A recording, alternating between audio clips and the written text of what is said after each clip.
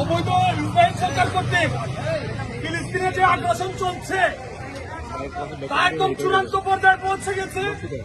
ফিলিস্তিনের ভাই বোনদের তারা নির্বিচারে হত্যা করছে, বোমা বর্ষণ করছে, গুলি চালাচ্ছে। তারই প্রতিবাদে কেন্দ্রীয় কর্মসূচির অংশ হিসেবে আজকে আমাদের এই অবস্থান কর্মসূচি, এই কর্মসূচিতে যারা অংশগ্রহণ করেছেন সবাইকে বৃন্দাবন সরকারি কলেজ ছাত্র দলের পক্ষ থেকে ধন্যবাদ ও কৃতজ্ঞতা জানাই।